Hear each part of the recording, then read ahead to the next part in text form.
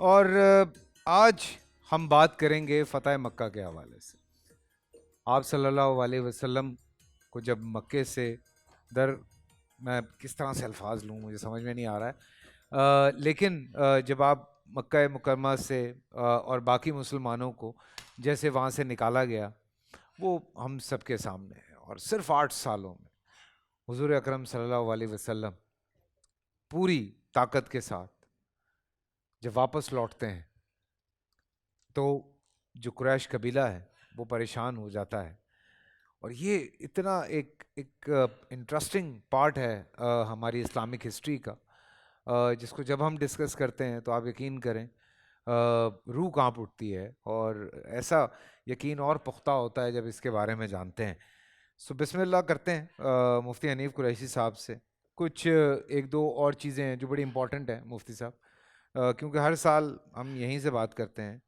تو جب حضور اکرم صلی اللہ علیہ وسلم مکہ کے لیے جب آپ نے سفر شروع کیا اپنے، کوئی تقریباً 1000 کے قریب آپ کے ساتھ لوگ تھے، 10,000 کے قریب. سبحان اللہ. اور صرف 8 سال میں. جی. سبحان اللہ. تو جب آپ وہاں جا رہے تھے تو کچھ لوگ واپس بھی ہوئے تھے بیچ میں. بسم اللہ والصلاۃ والسلام علی رسول اللہ. بنیادی طور پر قرآن مجید نے بھی نبی علیہ السلام کی جنگوں کو بھی بیان کیا ہے اور نبی علیہ السلام کی فتوحات کو بھی بیان کیا ہے، سبحان اللہ. اور احادیث مبارکہ میں بھی یہ چیزیں بیان ہوئی ہیں. اصل ان چیزوں کے بیان کا مقصد یہ ہے کہ مسلمانوں کو یہ پتہ چل جائے کہ یہ صرف تسبیح اور لوٹے مسلح سے اسلام نہیں پھیلا ہے. اس کے لیے نبی پاک اور نبی پاک کے صحابہ اور آل بیت نے بڑی مشقتیں اٹھائی ہیں. بے شک بے شک. آپ آغاز اسلام کو دیکھیں، حضور پاک کا طائف کے اندر آپ کے اوپر پتھر برسائے جانے، بالکل. آپ کا زخمی ہونا.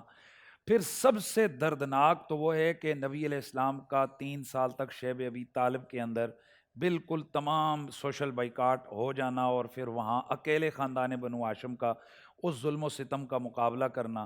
پھر نبی علیہ السلام کے صحابہ حضرت عمار بن یاسر، حضرت بلال حبشی، حضرت عامر بن فہیرہ، دیگر جلیل القدر صحابہ کا ماریں کھانا، آگ میں جلنا. اور یہ پوری داستان ہے ظلم و ستم کی جو ان پر ڈھائی گئی. بالکل. لیکن اللہ کے نبی کیا کہتے ہیں کہ میرے ایک ہاتھ پر سورج اور دوسرے پہ چاند بھی رکھ دیا جائے تو میں اس اللہ کے حق کلام اور حق بیان کی تبلیغ سے باز نہیں آؤں گا. واہ واہ. پھر حضور کی وہ سختی کے ایام کہ پھر اللہ کے حبیب کو ہجرت کرنا پڑی، یعنی اپنا پیارا شہر، اپنا گھر بار سب صحابہ کی ہمراہی میں اس کو چھوڑ کے مدینے جانا پڑا.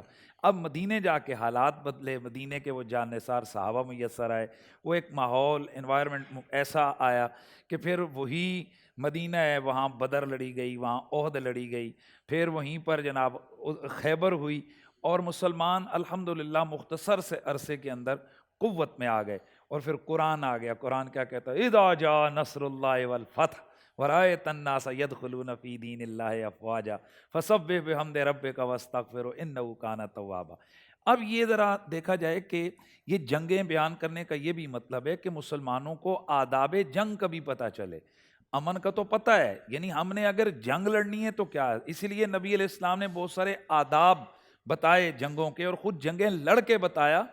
اور پھر یہ بات بھی قابل غور رہنی چاہیے کہ وہ واقعہ آپ کے سامنے ہوگا کہ اسرائیل کی وزیر اعظم، یاد ہوگا آپ کو کہ جی جی. اس سے پوچھا گیا کہ تم کس چیز، اس نے کہا کہ میری نظر محمد صلی اللہ علیہ وسلم کی اس وقت وصال پر ہے کہ جس وقت عائشہ صدیقہ سلام اللہ علیہ ان کے چراغ میں تیل نہیں تھا تو تیل مانگ کر لائیں اور انہوں نے روشنی کی، تو جب پہلی اس کو روشنی کی چمک پڑی تو سامنے 9 تلواریں جو ہے نا آپ کے سرانے چمک رہی تھیں.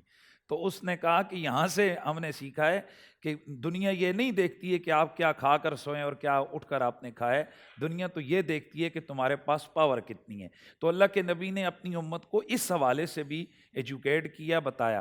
اب یہ جو فتح مکہ ہے، چونکہ 20 رمضان المبارک کو یہ عظیم، چونکہ یہاں پر جسے کہتے ہیں نا کہ اسلام کی ستوت کا ایک مور لگتی ہے آخری، بالکل. اور وہ کفر کا گڑھ کہ جہاں سے اللہ کے رسول کو وہاں سے نکالا گیا، اب اللہ کے حبیب وہیں پر جا رہے ہیں. لیکن اب یہ بڑی خاص بات ہے کہ پہلے مسلمانوں اور مشرکین مکہ کے درمیان ایک معاہدہ ہوا تھا جسے صلح حدیبیہ کہتے ہیں. 10 سال تک ہم جنگ نہیں کریں گے آپس میں.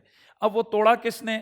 وہ مکے والوں نے توڑا، اور وہ کس طرح کہ وہاں پر یہ کہا گیا تھا کہ کسی حلیف، دونوں یعنی فریقوں کے جو حلیف قبائل ہیں ان میں سے بھی کوئی کسی کی مدد نہیں کرے گا، یعنی اگر میرا حلیف ہے تو میرے حلیف پر اگر کوئی حملہ آور ہوتا ہے تو اس کی مدد کوئی اور نہیں کرے گا۔ تو چونکہ جو یہ قریش مکہ کے جو حلیف قبیلہ تھا تو اس نے رسول اللہ کے حلیف قبیلے کے اوپر حملہ کیا، تو مکے والوں نے ان کی در پردہ مدد کی تھی، تو معاہدہ انہوں نے توڑ دیا، اور رسول اللہ کو جب یہ خبر ملی تو پھر آپ نے کہا کہ اب ہم تمہارا بندوبست، تو اس ایک جنگی ٹیکنیک، اس لیے تو لکھا ہے نا ڈاکٹر مورس بکائلی، اس کو آپ پڑھیں اور دیگر کو، کہ جی دی 100 بک لکھتا ہے اور اس میں ٹاپ آف دا لسٹ رسول اللہ صلی اللہ علیہ وسلم کا نام لکھتا ہے۔ لوگ پوچھتے ہیں بھائی تو عیسائی ہے اور عیسائی ہونے کے ناطے سے تجھے تو ٹاپ آف دا لسٹ حضرت عیسیٰ علیہ السلام کو لکھنا چاہیے۔ اس نے کہا بے شک عیسیٰ میرے نبی ہیں، میں ان کا فالوور ہوں، لیکن جو جامعیت زندگی حیات محمد میں ملتی ہے وہ کہیں اور نہیں ملتی، کیونکہ ان کی زندگی میں امن بھی ہے، ان کی زندگی میں تبلیغ بھی ہے، ان کی زندگی میں باپ کی حیثیت بھی ہے، سمجھ رہے ہیں؟ باپ ہونے کی حیثیت سے بھی کردار ہے، بیٹا ہونے کی حیثیت سے، بھائی ہونے کی حیثیت سے، نانا ہونے کی حیثیت سے، تمام حیثیتیں اگر جمع ہے، امن ہے، جنگ ہے، وہ ساری محمد رسول اللہ کی ذات کے اندر ہے۔ تو حضور کی وہ جنگ کے حوالے سے جو چیز تھی نا جامعیت، اب حضور جرنیل کتنے پیارے ہیں کہ اللہ کے نبی نے پلان بنایا، اور خفیہ پلان ہے، اور حکم دیا کہ بھئی ایسا تکنیک ہو کہ 10 رمضان کو وہاں سے قافلہ چلتا ہے، لیکن ایک پورا آگے جسے کہتے ہیں مقدمۃ الجیش ہے، کوئی آگے نہ جائے، یعنی کوئی بندہ آگے نہ جائے کہ جو ان کو خبر کر دے کہ ان پر کوئی ایک لشکر حملہ آور ہونے لگا ہے۔ تو اللہ کے نبی صلی اللہ علیہ وسلم دعا کرتے ہیں، یا اللہ مکے والوں کو میری آمد سے بے خبر رکھ دے تاکہ میں اچانک چلا جاؤں اور ان پر میں جا کر یہ حملہ کروں۔ یہاں یاد رکھیں، یہ نہیں ہے کہ جی حضور ڈرتے تھے کہ جی میں وہاں لڑوں گا، کہ 10,000 صحابہ ہیں جان ہتھیلیوں پہ رکھے ہوئے کہ جو اعلان کرتے ہوئے جا رہے ہیں کہ آج جناب ہم دیکھیں گے کہ جنہوں نے ہمیں مکے سے نکالا ان کا کیا ہوتا ہے۔ حضور رحمۃ للعالمین تھے، وہ چاہتے تھے کہ کم سے کم خون بھی بہہ جائے اور مقصد بھی حاصل۔ سبحان اللہ، سبحان اللہ۔ پورا سال انتظار تھا مجھے اس رمضان میں، 30 دن 6 ٹیمز، 12 کنٹیسٹنٹس، کیش کا پاؤں۔ اب گیم وہ ہوگا جسے آپ کا نہیں ہوگا، جس نے جو کرنا تھا کر لیا۔ لاکھوں عوام کو دینے کا ذمہ ہم نے حصہ، شور گونجے گا ہر گلی نکڑ اور دکان، رمضان لیگ بنے گی آپ کی پہچان، نعرہ لگے گا تو پارا چڑھے گا۔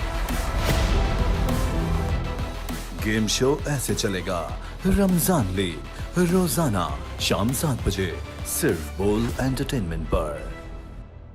بول انٹرٹینمنٹ کے شوز دیکھنے کے لیے ہمارے چینل کو سبسکرائب کریں اور بیل آئیکن پر کلک کرنا نہ بھولیں۔